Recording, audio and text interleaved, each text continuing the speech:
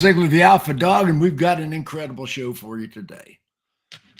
New friend, new client, my good buddy. All of a sudden, uh, Jeff Cowan. Jeff Cowan's Pro Talk Service Advisor, Service Fixed Operations Training. Hello, Jeff. How you doing, Jim? Best day of my entire life. I'm really excited. Fixed operations. I come from the sales side, and unfortunately, it seems like 99% of the general managers in the business today came from the sales side of the business. Yeah, that's about right. So learning about service, people say, well, Ziegler, well, how come you never owned a dealership? How come you never were a general manager? I was a general sales manager in some pretty big platforms, but I never was a general manager because I really didn't understand or have a fixation on the fixed operations department. Well,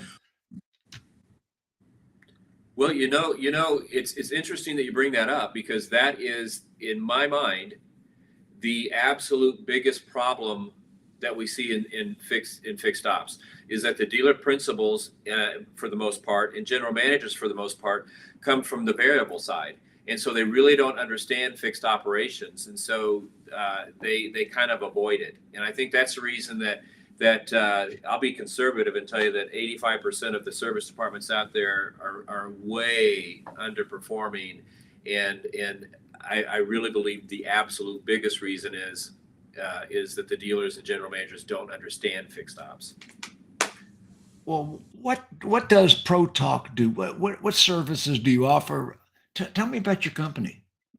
Okay. Well, Jim, thanks for asking. We've been around for 35 years. I literally created the niche of service advisor training the way we do it. We have the products that we have. The one that we're most known for is the on-the-drive training. And the reason we're known for that is because 35 years ago, I was the first one to go out and have an organized selling and customer service handling program for service advisors. And the way that I installed it back then is the same way we do it today. 85% of the time we're in a dealership, we're out on the service drive, side by side with the advisors, coaching, critiquing, role playing, and even writing service, to show how our stuff works and show these service advisors how our processes work. Why is service advisor training necessary? Well, you got to look at it this way. The service advisor, an average service advisor out there today writes up 15 customers a day. That's 75 a week. That's 300 a month. So they will have more contact with the dealership's customers than the average salesperson will. They'll have more contact with your customers in a single day than the average salesperson will in a week. All right, so they're gonna touch more of your customers. So therefore, they're touching a lot of your customers, and they're selling service. I get that's what you're all about, selling service. Yeah, exactly. Exactly, and the thing is that most service advisors receive very little training. They'll have more impact on your gross profits, your survey scores, your customer retention, your effective labor rates, everything connected with it, how happy customers are, but they get the least amount of training. Where a dealership will easily have, a sales meeting every day for their sales staff. They'll spend thousands and thousands and thousands of dollars, as they should, sending their salespeople off to get trained to talk to customers about cars, and they have almost zero training for advisors. And what's sad about it is the ones that do have training, most of the time they're either getting it from the factory, and what's sad about that is the factory, all due respect, is the worst, because the people that wrote the factory service advisor training have never written up a service customer. As a matter of fact, most of them have never been on a service drive. So the factory is very, very good at building cars. They're lousy at training service advisors. So, we're training them how to sell, and we're training them how to do it in such a way that the customer not only is excited about what they buy, but they want to give you a perfect survey score and come back and with their friends and do more business with you. So anyway, what improvement can a service advisor? How much room is there for improvement? That's what I'm getting at. Oh, well, I mean, it's unbelievable. Right now, the national average when it comes to hours per repair order and customer pay, that's what you want to focus on because that's what you can control. To give you an idea of how bad it is, 10 years ago, the national average, all dealerships in the United States of America added up together to make a difference where they are, what manufacturer, all of them add up together. The national average was 1.8 hours per repair order. Today, it's 1.3 hours per repair Okay, order. 1.3 hours per RO. So what kind of improvement can you expect? Well, when we step on a service drive, or somebody comes to one of our workshops or uses our online training, within 5 days we will get them an immediate 5/10 increase. Okay, so that gets them up to 1.8. Now that said, I've yet to step on a service drive anywhere in the United States of America, regardless of manufacturer, location, building size, any of that stuff, they can't produce at least 2.5 hours per repair order. And to give you an idea of what that means, Jim, if you take the average dealership out there that has 4 service advisors, okay, and you increase them 5/10, okay, go from 1.3 to 1.8 on average, that's an $800,000 increase. Well, wait a minute, wait, 800,000. How do you compute that? Now it gets better because it's not only $800,000 increase per year, but that's before parts. So if you add parts in, it's usually 1-to-1. You're looking at a $1.6 million increase from going from 1.3 to 1.8. We can get you to 2.5. So let's do some math on that. 1.3 to 1.8, $1.6 million. One to get the next 5/10, 1.8 to 2.3, $3.2 million. And then the extra 3/10 now pops you right around $4.5 million increase per year. That's what we're talking about. So you're telling me the average dealership, most dealerships, and I think it's north of 20,000 locations today, most dealerships are leaving that kind of money on the table? Every day. Every day. And again, I think the biggest reason is because dealer principals and general managers don't understand fixed ops. So here's what happens. They bring somebody in, and all due respect to the service advisors, the service managers who work very hard, a dealer will go out and say, boy, we're at 1.2 hours per repair order. We got to get somebody in here to fix this. So they hire a service manager. Service manager comes in, gets them up to 1.4, 2/10 increase. So that's like a couple $100,000 a year. So now they think this person really knows what they're doing. Okay. And so now, not knowing and understanding fixed operations, they go back and they get that person's advice. And the danger in that is, in all due respect to the service manager, is most service managers don't know how to sell either, because most service managers come from being a technician, or they come from being a service advisor at 1.3 hours, so they don't know how to sell. So they don't know how to sell. So the dealer comes back and says, hey, we should be getting 2.5. They go, oh, no, don't listen to that stuff, boss. Don't you think if I could get it, I would?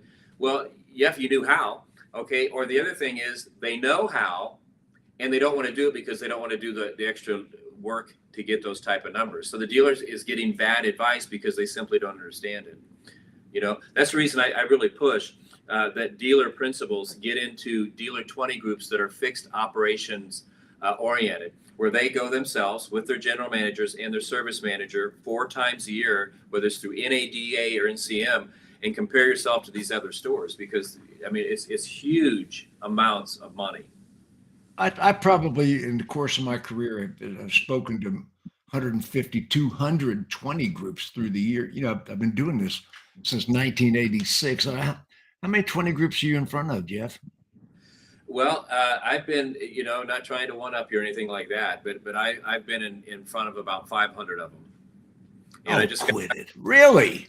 Yeah, I was told by NADA, and a moderator told me this, that I've spoken at more dealer 20 meetings than any other speaker. Now that's phenomenal. I can't say that. Well, I think the reason is because I go in and I wake these guys up, and when if there's a speaker out there listening, or somebody wants to do a dealer 20 meeting, I think the secret is not to make it a commercial. So I go in and I teach them stuff. And I just like doing them. I never tell them no. I just did one last week in Chicago, and the week before that I did one in the Carolinas. So I never tell the NADA or NCM no. I found that to be bad. Oh my gosh! And of course, you're doing the service advisor training. We talked about that earlier. You got one coming up in September and another in October. Yeah, we have. I'm going to sound a little bit pretentious when I say this, but I put a lot of effort into my public workshops. I figure if somebody's going to give up their time and their money to come and see me, I owe it to them to be the absolute best I can be. So I think I've got the best workshops out there for service advisors to come to. And so we've got 2 scheduled. One is going to be in September, the 21st and 22nd in Las Vegas. And the other one is going to be in October on the 20th and 21st. They're going to be at the Lightspeed VT Studios, which is an unbelievable place to hold a workshop. It's technologically got everything you need. Every chair in the place is a lazy boy with a built-in desk.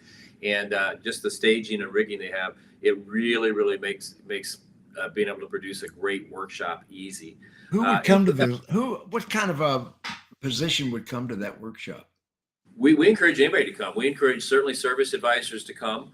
We encourage service managers to come so they can learn what their advisors are learning, so they can hold their people accountable and teach them and show them how to use it. We recommend fixed operations directors, certainly general managers and dealer principals. So we hold a workshop over there. It's got 60 seats. We get 60 people there. It's probably going to end up, I mean, on average, it's about 30 service advisors, about 10 service managers, 10 general managers, and 5 to 10 dealer principals. We encourage them all to come, and it's highly interactive and highly exciting. And we show them not only how to get to 5/10, but we'll show them eventually how to get to 2.5. We'll show them how to get higher effective labor rate in the 92% range, where most of them are at 68%. We'll show them how to get perfect survey scores, how to get customer retention above 85% within a year. And most importantly, and this is the thing they like best about my training, we talk about all these profits, right? Talking millions of dollars. But the thing that people over and over and over and over tell me they like best about my training is, yeah, Jeff, we took your training, we went to your workshop, we had you come in, and we're making more money. That's great. But the thing we like best about your training is when you use it, there's no heat cases. I used to, and I have advisors tell me this all the time. I just got a text this morning, a young guy, he texted me, he's in Northern California, out of Oakland. And he said, you know what? I went through your class about 4 months ago. I've been using this stuff. And he said, I tell you, before your class, I used to go in every day to a job where I knew I was going to get yelled at 4, 5, 6, 7 times, because that's what it was. He said, but now that I've started using your techniques, I go into what I feel is a true career. And if I get yelled at once a week, it's rare. It's amazing. I had a service manager when I was at Dyer & Dyer Volvo back in the day. And you walk into the service manager's office, and there was a full-size bathroom mirror behind his desk. And I said, what in the world? He said, nobody can be a heat case if they see themselves in the mirror.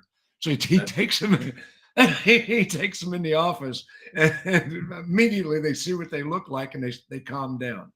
It's true. You heard a very funny story. We actually used to teach that technique. We would actually go into places and recommend they do that. And it's the funniest thing, Jim, because you go in and somebody would come in and you'd say, yeah, what can I do?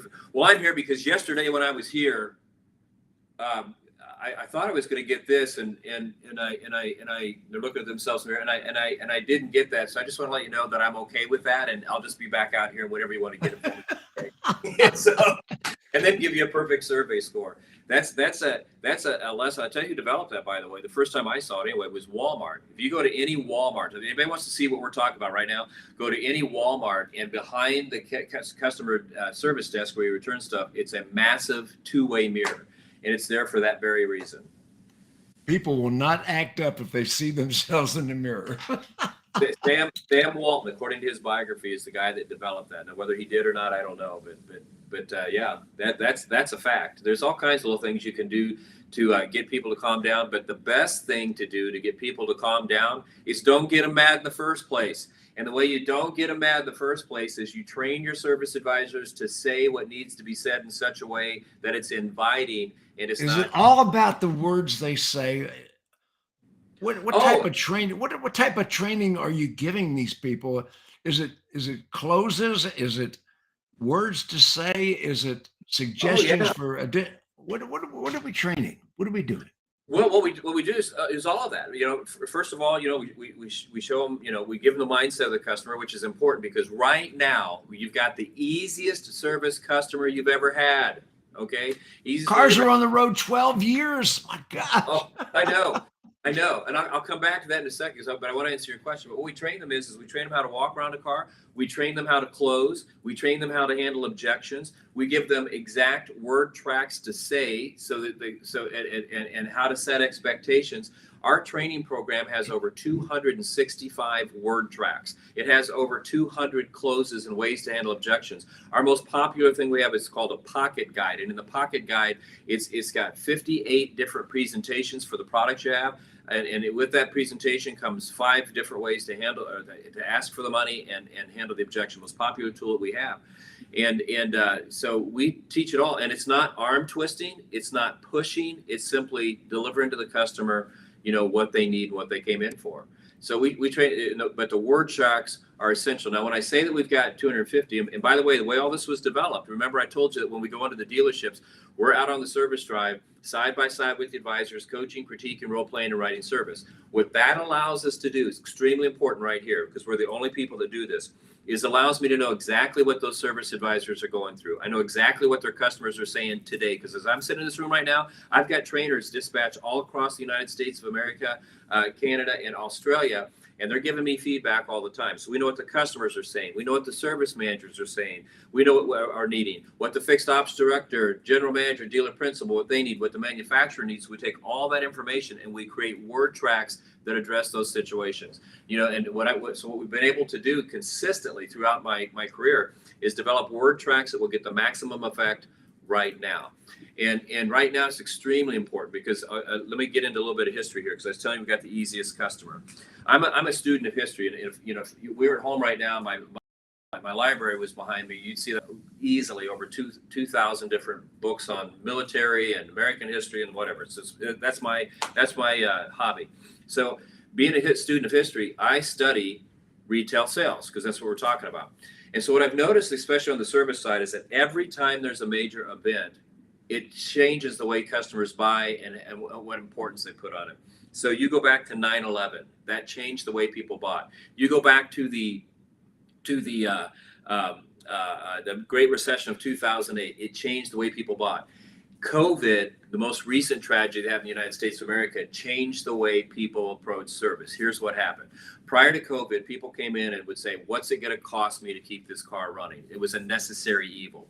COVID happens and immediately it hits everybody within days. Okay, it hits everybody within days that we're one news conference away from us losing all public transportation, airplanes, buses, trains, Uber, Lyft, taxis. It could go away like that. So if that happens, how am I going to get to the grocery store to fight for my share of toilet paper? How am I going to get to the doctor if I get sick? All that stuff, right? So the car became the most important thing in their life.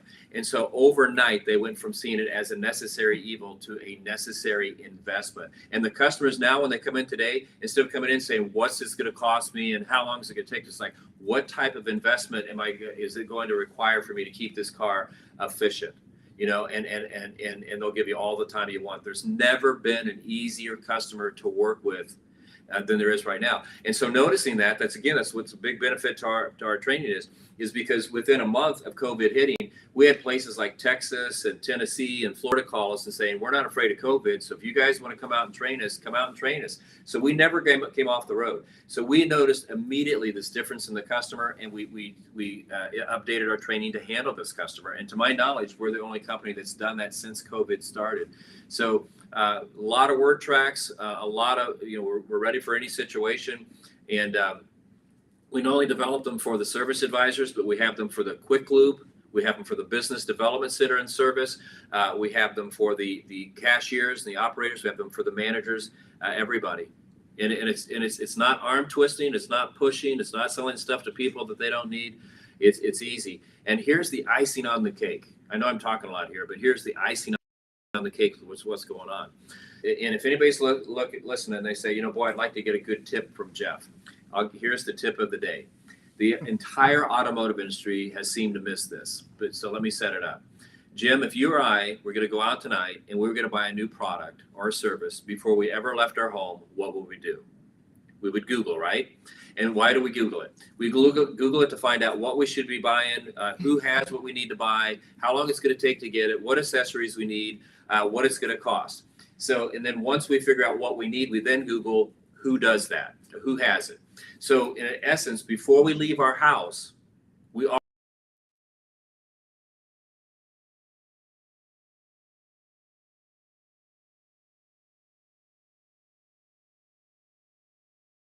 think we got Jeff frozen for just a second here. Let's see what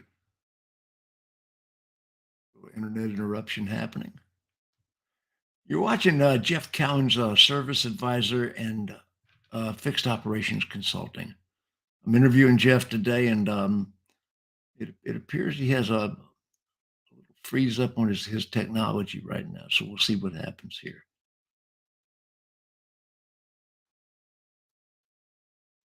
And by the way, I'm Jim Ziegler, the Alpha Dog. Please share this broadcast. If you have any questions, put them in the comments, and we'll certainly address them. I know Jeff will be back in just a second.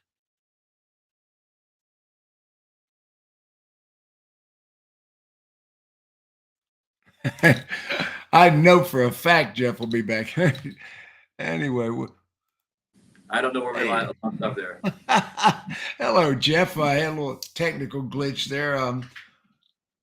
What experience does a service advisor have to have? Are you dealing with brand new service advisors, experienced people? Who are you working with? Well, we're working with all the above. I've actually got a process out there where we're going outside the industry to high schools and colleges, and we're looking for, and trade schools, and we're looking for service advisors to come fresh onto the thing. So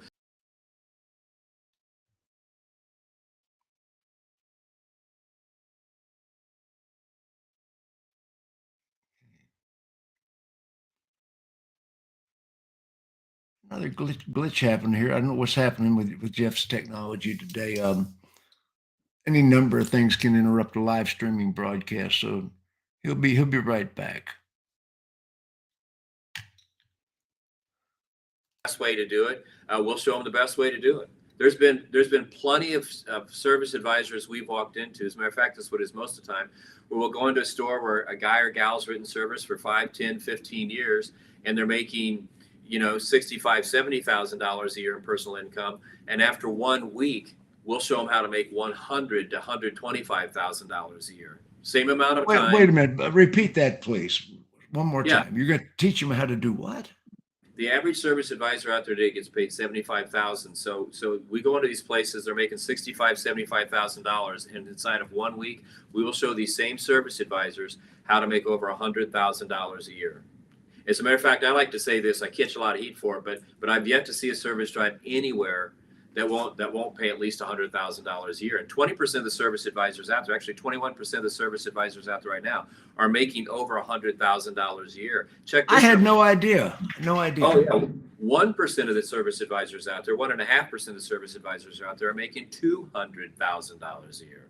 Just because they know how to talk to the customer, they know how to ask for the money in such a way that the customer. I never ever thought they were making that much money.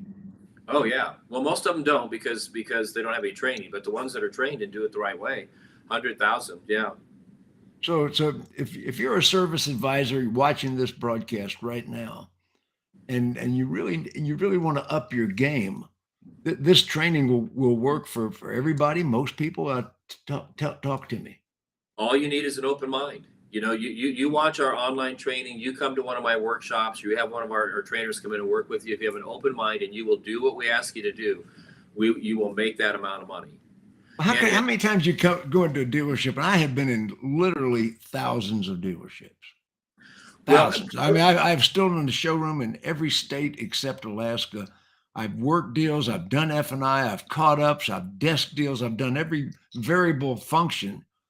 And what I find is when I go in a dealership, there's a certain number of people I call the mutineers. Right. The resistance. How do you overcome the resistance when you go in a dealership? That's another one of our, well, you're asking all the trade secrets here. What we do is, because we go into service drive and, you got somebody that's written service for 5 or 10 years and they don't want to try our stuff. There you go. I used to think it was because they were just bullheaded, but I've changed my mind. Here's what it really is. Because here's what they tell me. Jeff, before you got here, I was making $70,000 a year. I was paying my mortgage, paying my car payment. My kids are fed. They're educated. I'm living in the house I want to live in. But you tell me if I do your way, then I'm going to make more money, which would be good. But if I try your way and I don't make that money and I actually go backwards and I can't make my mortgage, then I'm in trouble. So the fear and them wanting not to do it is a fear of what happens if it doesn't work. And this is our secret. If we see a service advisor that's afraid to do it or doesn't want to do it, here's what we tell them. I'm going to take your tablet, because everybody uses a tablet on a service drive today. I'm going to give you my clipboard, and I'm going to write up your next 5 or 6 customers, your next 10 customers. And as I'm working with your customers, you check off everything I say and everything I do, because you're going to see me say and do everything I'm asking you to do. At the end of these write-ups, if it works, all I want you to do is try it. For some reason, if it doesn't work, you and I'll go over here in the office and we'll figure out something that will. And a service advisor will stand there and they'll watch you write up 2 or 3 people. And once they watch you write up 2 or 3 people and see your level of success and how easy it is, then they want to start writing people up. That's the key. Anytime I would tell a manager, because I was Ziegler, that doesn't work here. I mean, we're different than most markets. That stuff won't work in this market. And I would generally say, well, get out of your chair. Let me show you. So you're talking about absolutely move over. Let me show you. I've done what you do. I do it better than you, although I'm not saying that. Right. You are. I do it better than you. Why do you think they hired me? Exactly. And the icing on the cake for us is then they get to the end of the day after they write it up our way, and there's no heat cases. Nobody's mad because we said it and did it the right way. And it was always the key was always not to humiliate them, but to show them. Yeah, we don't. All the guys that are trainers for me, on average, they were 30 years service, in the service manager, fixed operations directors. They've all done the job, and they were all. What is your background, Jeff? Same thing. I started out in general sales. I sold furniture for a while. I sold shoes, and then I got into the auto industry, and I sold cars for a while, but I wrote service. And the dealer that I was working with, he saw that my sales numbers are off the chart, and he says, "Why is your sales numbers off the chart?" And I said, "Because I'm asking people to buy stuff." And he says, "Well, doesn't everybody do that?" And I said, "No." And he and I sat down, and he said, "Well, how well do you think this would work?" And so, to make a really long story short, he told me, he said, "Here's what I'm going to give you." He had 12 stores. It was the Hubler organization out in Indianapolis, Indiana, and Howard Hubler. He said, "I'm going to give you the next year to do whatever you want on my service drives and develop this program." And he said, "Because I think fixed ops is the future." He said, "If it works, then I'll help you launch your career. If it doesn't work, then you're here." And so for a year, I went out and played around on his service drives and proved it work. And I think what got him upset is I think he thought that I'd want to stick around there, but I went to him and said, "This is working, and it's working really big, and I'm going to take it out on the road." And I did, and never looked back. So when you go into dealership, and I get a call from a dealer, somebody calls the 800 number on the screen. What process do you go through to investigate what they need to show up at the dealership? How do I onboard Jeff Cowan? Well, what happens is we have a highly proficient customer representative staff here, or salespeople. Okay, the chase salespeople, and the first thing we'll do if somebody calls in, or we call them, or however we get them on the phone, is the first thing we ask them is a series of questions on what their metrics are. What's your hours per repair order, your effective labor rate.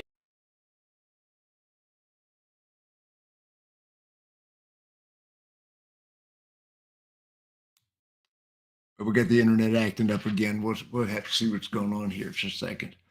Jeff will be right back with us. Jim Ziegler, the Alpha Dog. We're talking to Jeff Cowan at Pro Talk Training, service advisor and fixed operations consulting. And he's got some really kick-ass seminars coming up for service advisors. So be watching that. That's coming up in September in Las Vegas, and October. Yeah. Hey, Jeff. Yeah, sorry about that. So you're asking about the onboarding. So, they call in or we call them, and we find out what their metrics are, what's their hours per repair order, what dollars they do, and how many advisors, all that. And then we ask them what their goals are. And then what we do is we schedule a second meeting with them, Zoom meeting, where we put together a plan for their service department. Here's what your service department's doing based on our knowledge. Here's what we believe it could do, and here's how we would accomplish that. And the typical person that calls in, we're recommending quarterly visits. A first visit of 5 days, a second visit the next quarter of 5 days, and then a 4-day visit. Okay, 5 days, once a quarter. Yeah. That's one of your representatives, bell to bell in the dealership while the service department's open. right? 7 in the morning until 5 o'clock at night is what How we're. much of this is classes and how much is direct on the service drive training? Okay, so the class, if you come to one of our workshops, it's $1,000 a seat. Okay, if we visit your dealership, it is $2,450 a day plus expenses. We fly coach. We drive small cars and stay in average hotels. So the average week is right now with travel the way it is, it's going to come in right around 15 grand. But for that 15 grand, we're going to get you 5/10, and that 5/10 is going to get you $1.6 million in sales. So if you multiply that times 4 visits, you're looking at what is that, about $60,000, and $60,000 we'd get you about $3 or $4 million per rooftop. Oh, most people spend that much in a day advertising on a big day, because we're not talking about serious money at all to hire your services. I don't think so. I mean, we get, it's just like anybody else. When you're working with car dealerships and general managers, they're always, telling you you're overpriced. But I think if I charged $1 a day, they'd say it's overpriced. So we charge what we think is fair, and we don't think it's exorbitant. As a matter of fact, we're not the most expensive people in the field. We're not the cheapest, but we're certainly not the most expensive. But we get the results. You invest, per rooftop. If you just do what you just said, you invest, $60,000. We'll get you those increases. And we've got, you're asking earlier how many dealerships we've been in. I've been in personally 750 service drives. As a company, we've been on over 4,000 service drives, and we've got a long history of getting the numbers. If you do what we ask you to do, we'll get you the numbers. Yeah, I stopped counting somewhere around 15,000, so I'm not going to one up you on this. You want to hey, I know. This is one of my goals when I started out is to try and catch up to you. And about 15 years ago, I realized I'd never catch up to you. So I just figured I'd bug you until I got on your podcast, and here we are 15 years later. I used to be really proud that I got 5 million miles with Delta, and I think, what was I thinking? Well, you should be proud. I mean, hey, let's just get to the chase here. You're asking me all the questions, but you're the legend. Everybody knows that. I mean, you're the legend. You're the one people want to seek out. You've built a hell of a brand. You've got a hell of a following. We're going over some of the metrics before we started about how many people are just going to watch this podcast. And I have no illusions. They're not watching this podcast because you got Jeff Cowan on. They're watching this podcast because they know that there's going to be a nugget that Jim says somewhere along the way that's going to help them become a better person. Oh, they're here basically to learn something new. They are. And you do it every. We're giving them value, and just we're not just selling Jeff Cowan services. We're talking about your service drive. When I was a manager, I always covered my weaknesses, and I'm talking to the general managers and the dealers out there. When I spoke at Digital Dealer a couple of weeks ago, 20 things I'd change in a dealership after the pandemic. One of the things I talk about is cover your weaknesses. Right. And fixed operations is my weakness. I would hire a professional consultant to come in the dealership, somebody that can advise me, somebody that can show me the correct numbers, somebody that can measure what my people are doing right, what they're doing wrong. And you need to be able to do that. And for the small amount of money we're talking about here, I would definitely take a look at Jeff Cowan Services. The phone number and the website are on the screen. Go to the website. That's www.automotiveservicetraining.com. And yeah, go ahead, Jeff. No, it's like you said. The icing on the cake is when you use this. And I apologize if this sounds like a big advertisement, but I just want to get out there what happens. You have us come in for quarterly visits. We don't only train your service advisors, but we're going to work with your manager and get your manager to be able to write up service as well as these advisors, so they can coach it, so they can train it, and so they can hold people accountable. So when we walk away, it's turnkey. All you got to do is manage it. And we've left you with not only advisors that know how to do it, but with a manager that knows how to do it as well or better than the advisors, and can coach it, teach it, and hold people accountable. I mean, it's the full meal deal, If I was to say, Jeff, what is important about what you do? Tell me about your company. What would you say? What's important? I think what's important about it is that we show people that what they think is the hardest job in the dealership, being a service advisor, is not the hardest job in the dealership. And what we do is we take people, and today it's a lot of younger people, but we show people with no college education, Okay, no formal education, and we will walk them onto a service drive. Because a lot of these people come out of the food industry, right? Being a hostess at an Applebee's or something like that, right? We'll walk them out of a $30,000, $35,000 a year job with no college education. We will show them how, within their first 12 months, how to make over $100,000 a year. Now, you take that figure. Is there a shortage of service advisors? There's 50. This is no exaggeration. There's 50,000 openings right now. 50,000. Do you know where these openings are? Yes, I do.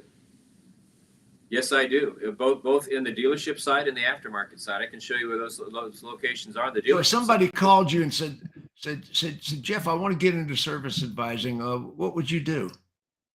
Well, I would depends on what their story is, but I'd get them hooked up with our online training. I would coach them. I'd get them my books, and I would line them up. So you've got an online training program. I sort of know the answers to the questions I ask. Yeah. tell me about your online training. Well, our online training is the best in the business. We just refilmed it all over the last year over at Lightspeed VT, and Lightspeed VT here we keep talking about, but that's where there's some other trainers over there that do some stuff, like Tony Robbins and Dave Anderson, one of your buddies, Grant Cardone, all those guys, right? So everybody films over there. It's a great place to film, and we just refilmed it all. It's a 52-week training program with a quick start program in it. And is that a separate website? It's protalkvt.com, but you need a password and a username to get into it because it is subscription based. But we usually ask $600 a month for a year. But if anybody would call in that would see it from your show, we would let them have it for $300 for 12 months over a year per rooftop. And it's the real thing. I mean, if you follow what's on that, at the end of the year, you'll be making $100,000. So if they were to go to protalkvt.com, is there any content up there that is on the free side of the wall? A little bit, yeah. There's some there they could watch. So they can get a feel for what it. There it is, right there. www.protalk. Yeah, and here's something they can do too if they didn't want to invest money, because I'm about helping the somebody that wants to help themselves. You can watch our podcast. It's called Right Service, Write Your Own Paycheck. You can find it on my YouTube channel. You can find it on LinkedIn. You can find it on Facebook because we upload it every Thursday. There's another episode coming tomorrow, and I've shot over 100 of those over the year, and they're about 15 minutes long. I just get in there and teach one or two techniques. If somebody just got on there and watched those, they'd be prepared to be a service advisor. I mean, if they just watched all of those, but with our program, you get somebody new. I'll show you not only how to do the job, I'll show you how to write a resume, how to interview, and I will guarantee you, if you do what I tell you to do in this interview, you'll be offered a job in your first 3 interviews, and probably the first one. So once again, you've got a YouTube channel, you got the Pro Talk VT. There's any number of avenues that they can communicate and do business with Jeff Cowan.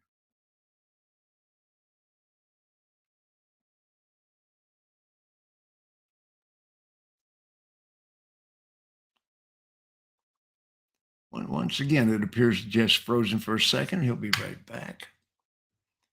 Jim Ziegler, Jeff Cowan's Pro Talk. Jim, I don't know why he keeps freezing up. We're doing everything we can around here, so I apologize for that. I don't know. I don't know what's happening on your end. It's either your internet or your computer's glitching, but it's not. We're still getting a lot of content out of this broadcast, and we'll get it figured out. I apologize to people. I want them to know it's my system and not yours. So we if you would have seen what it was like, by the way, 3 hours leading up to this morning, I was real pain in the ass to be around. I was just like, it's Jim Ziegler. This has got to be perfect. we had IT people in here. We tested this thing out, and you know what? It went perfect. It went perfect right up to the minute when you said it's go time. So I apologize, but we'll get it figured out. A couple of months ago, I was talking to the people at the team, Sean Stapleton, and right in the middle of the broadcast, I got hit by lightning. No kidding. Oh yeah, you talk about technology problems can happen in any of these broadcasts. I'm sitting here, and I wear the hardwire earpieces. I don't trust through the airways, so I'm sitting here, and we got a storm outside, and I'm talking to the Stapleton dealer team work, and and all of a sudden I went back and this is a virtual screen behind me. I went back and hit the wall behind me and fell on the floor. The lightning came in through my earpiece wires and knocked me out of my chair. Wow. It didn't burn up my computer though. I mean, it came in through the microphone. That's crazy. So Yeah, anything can happen. Yeah, we do these, we do live broadcasts from time to time. I don't know why I'm having so much issue, but I'll get it fixed. So but no, we just. No problem. You and I are going to be doing a lot of visits. This is the initial visit, and as we get closer to your seminars, we're certainly going to do some more visits. But I wanted to introduce people today to Jeff Cowan's Pro Talk. That's the purpose of what we're doing today. In the future, we'll bring on some of your clients. We'll bring on some of your advisors with you. But today it's just you and me. Yeah, great. It's going to be a great time. Because I think what people are going to see as they not only watch us build our relationship, is they're going to see how much fun we have at Jeff Cowan's Pro Talk. Because we don't go in high and mighty. We just go in with hey, we're here to help you out. We're here to feed our families. We're going to show you some stuff that we've seen work every place else, and it's going to work for you.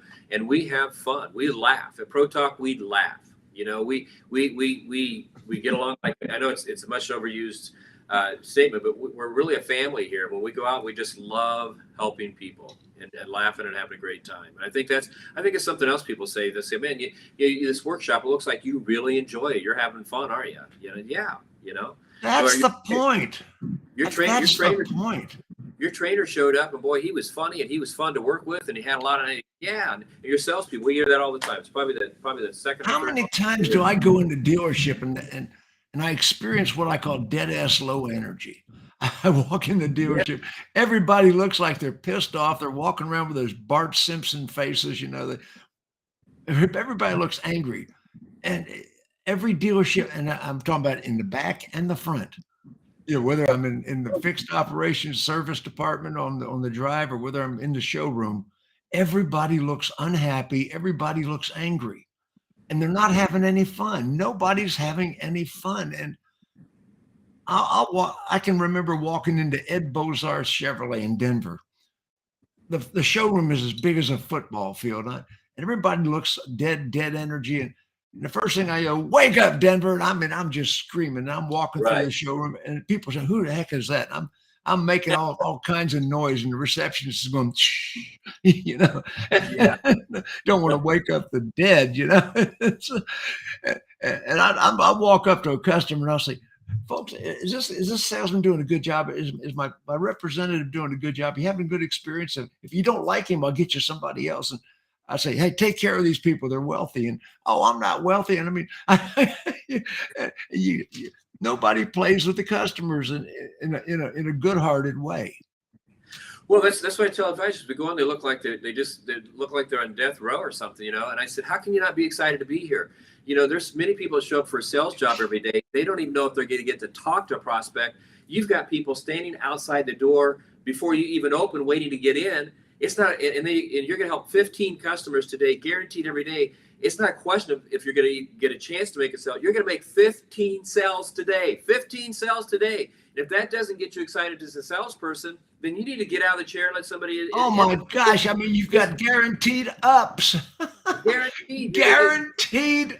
It's the only department in the whole dealership where people are in line before you open, waiting to get in. And then when there's 6, 7, 8 people in line every morning before you open. And then once you open, another 40 or 50 people are going to show up, and you get to help 15 of them and make a sale 15 times every day. If that doesn't get you excited, I don't know what will.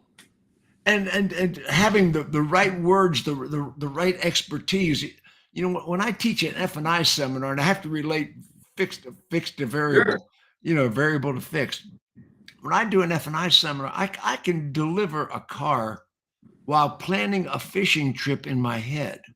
I don't, because the customer says this, I say that. They haven't thought of that many new things to say in the 48 years I've been in the business. That's a great point. That's a great point. It's amazing that you can learn, everything a customer is probably going to say or a variation of what they're going to say, and you can become such an expert in your field. And you know, I have sat on a chair in the middle of a room and said, "Hand me all the objections," and have people firing objections. I'm just answering the objections. And I know you can do that. Sure. Well, So, yeah, it's amazing because here's what I tell dealers and service managers. It's not a question of if there's a process or not on your service drive. There is. The only question is who set the process, you and so everybody's got one process, or those four service advisors each have their own. So there's four separate processes, and you don't know what they're saying. And it's not a question if a service advisor is going to say something to the customer. The question is what? You're going to let them come up with what they should say, which gets you 1.3, or are you going to tell them what to say that gets you 2.5? So you just take control of it and take control of your staff, and it's really pretty easy. and I tell people all the time, listen, I don't want your job. I have a job. Right. You know, trust me, if you take what I know and add it to what you already know, how much better will you be? Exactly. Exactly. Well, here's what I found too. I've never seen a service advisor that didn't want to be successful, but I've met thousands and thousands that didn't know how. And it's like you said, it's interesting the number you brought up. We go onto these places and they're usually 80 to 90% proficient. It's just that final 10 to 20% that they're missing, and you give it to them, man, and they just run. Because again, I've never seen an advisor that didn't want to be successful, that didn't want to make 100 grand, but I've met thousands that didn't know how. And if you show them how, they'll run. I mean, they'll run with it, man. They love it. Well, when you go in, now I don't know the service drive like you do. If you go in a common situation with four service riders on the drive, one of them seems to already be making $100,000, and one of them still making 50. Is Right. that? And I ask salespeople all the time, what the highest paid salesperson in this dealership make last month? Oh, they made 12,000. How much did the least paid salesperson make? Well, they made 2,500.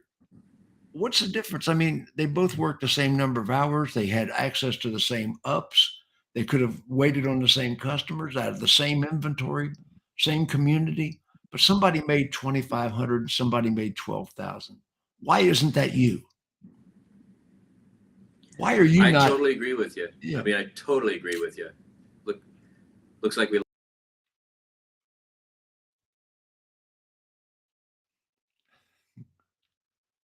We will get these technical glitches fixed. I'm having a great conversation with Jeff Cowan, Fixed Operations, Jeff Cowan's Pro Talk. Now, on the screen right now, 800-248-2931. That's the number. Call it up and find out what they can do for your dealership. But I want to hear more about how they work. He's coming back in just a second.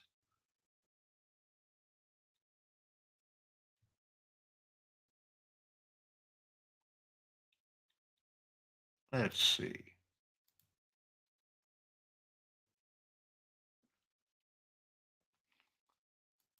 And I tell you what, I've got Cox on the telephone. We're going to figure out this internet thing because I've never seen I've never seen it be this bad. Do you have storms in the area or anything like that happening? We got a little bit coming in. What's crazy about it is we're an office building that's got about 40 offices, and we're the only one that's on fiber optics. Everybody else is on the old stuff, and I mean it's usually just as clean as it gets. So I'm not sure what's going on, but we'll figure it out. Well, it's one of two things. It's your laptop or your computer, or it's going to be your internet service. It could be my wife, and I'll tell you why I say that. I'm getting really nervous about it, Jim. We've been married 16. This Friday we will have been married 16 years, but I'm getting kind of nervous because we were watching this new show on Netflix called "I Killed My Lover." I don't know if you watch those shows, but it's called "I Killed My Lover." Oh my gosh! And as we're sitting there watching, I look over. She's taking notes. Oh my God! No. So it could be her sabotaging this because she knows this is going to kill me more than anything she can come up with. I had a $2 million life insurance policy on me for a number of years, and I slept with one eye open.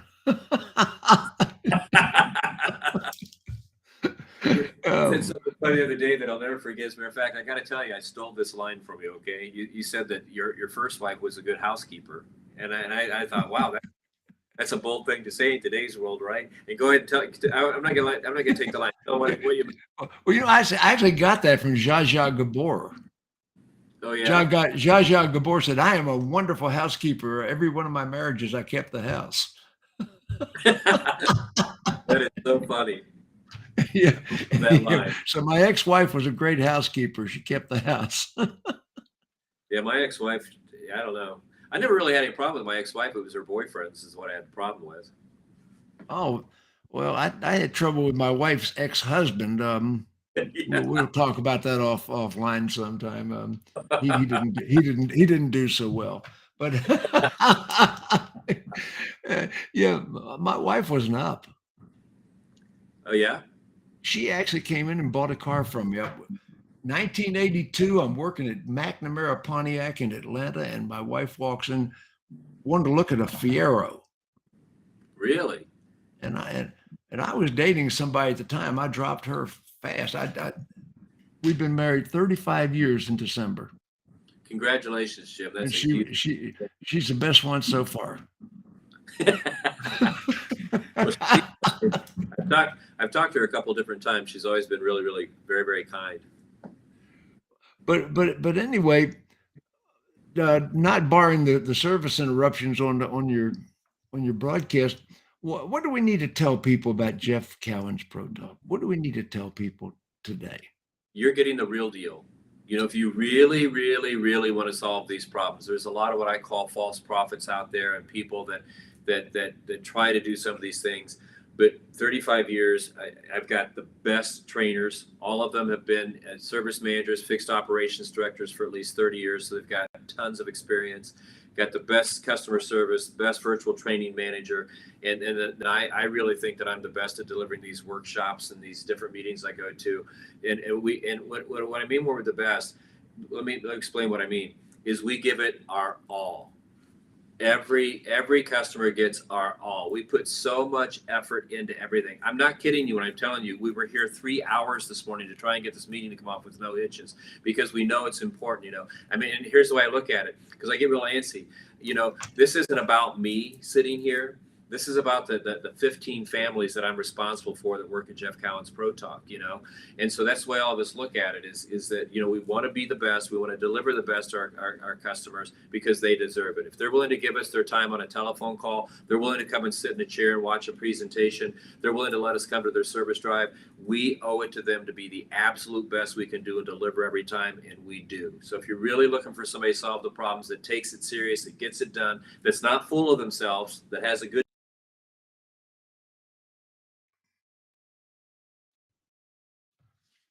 Apologize for the technical issues, but I think Jeff just said it all, and he's going to be back in a second. We'll wind this broadcast up, but I want to give him a call. The average car's been on the road 12 years. The people are keeping their cars longer. The average car now, when we talk about the average car, a couple of years ago, Bankrate.com said the average car was $23,000. 23,000.